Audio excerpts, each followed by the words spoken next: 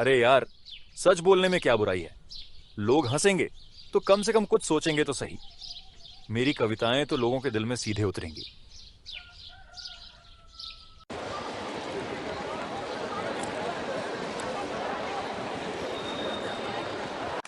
नमस्कार। गांव के इस ऐतिहासिक काव्य कुंभ में आप सभी का हार्दिक अभिनंदन।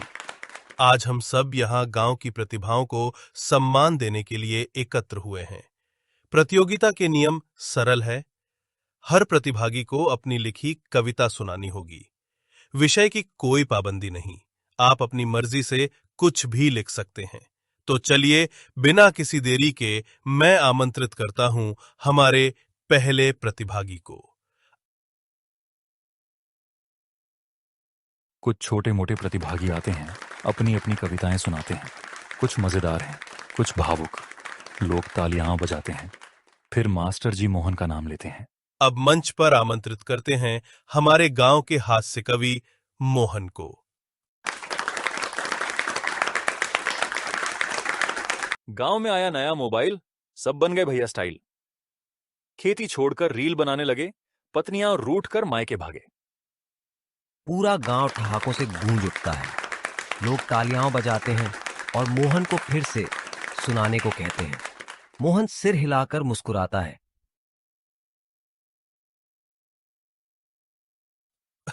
वाह मोहन, तुम्हारी तुकबंदी ने तो महफिल ही लूट ली।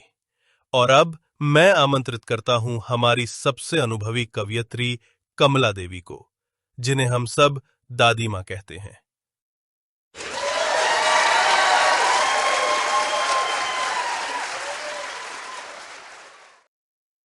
पेड़ लगाओ, जीवन बचाओ, पानी की हर बूंद बचाओ, धरती माँ का करो सम्मान, यही है अपना सच्चा ज्ञान। दादी माँ की कविता खत्म होते ही गांव में शांति छा जाती है। सब मंत्रमुग्ध होकर सुनते हैं। फिर जोरदार तालियां बजती हैं। प्रतियोगिता का दिन, दूसरा दौर। बहुत खूब। सभी प्रतिभागियों ने अपनी अपनी प्रतिभा का प्रदर्शन किया। अब समय है दूसरे और अंतिम दौर का। इस दौर में मैं आप सभी को एक विषय दूंगा और उस विषय पर आपको तुरंत अपनी कविता प्रस्तुत करनी होगी। विषय है बदलता गांव, विकास और परंपरा। मैं सबसे पहले आमंत्रित करता हूं हमारी युवा कवयित्री अंजलि को।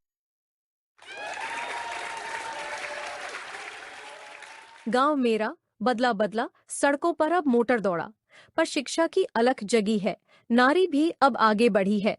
पुरानी बातें भूलो ना, नई राहों से मुंह मोड़ो ना, परंपरा का रखो मान, पर विकास का हो अभियान। अंजलि की कविता सुनकर कुछ लोग आपस में कानाफूसी करते हैं। कुछ युवा उसे प्रोत्साहित करते हैं, जबकि कुछ बुजुर्ग थोड़ी असहमत दिखते हैं।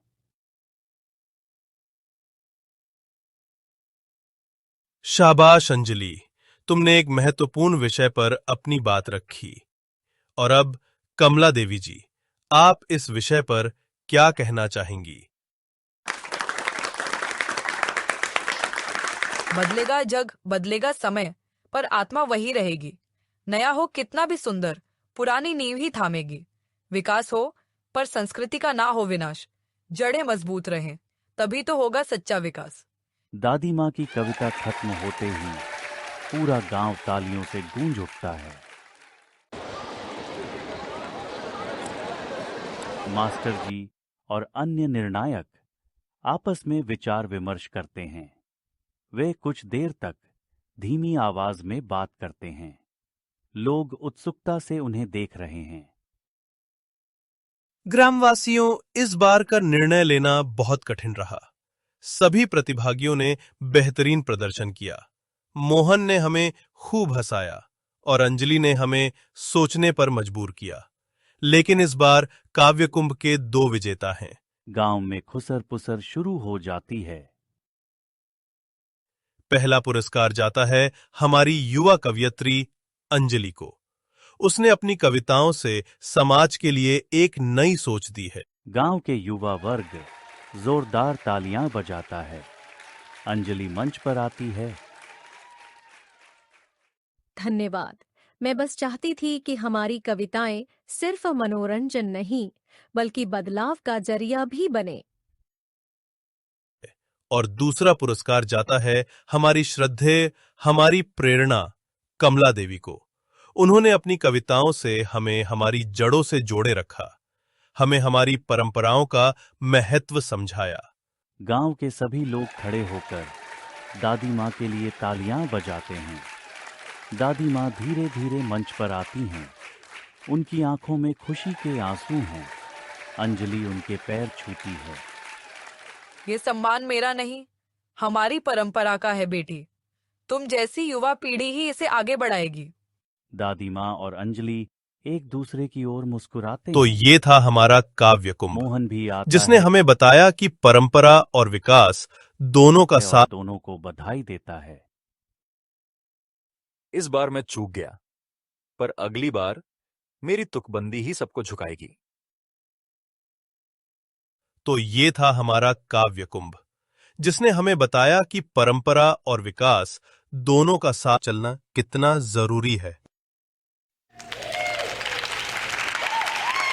और इस तरह गांव के इस छोटे से मंच पर पुरानी और नई सोच का संगम हुआ, जहां परंपरा की नींव पर विकास के नए सपने बुने गए।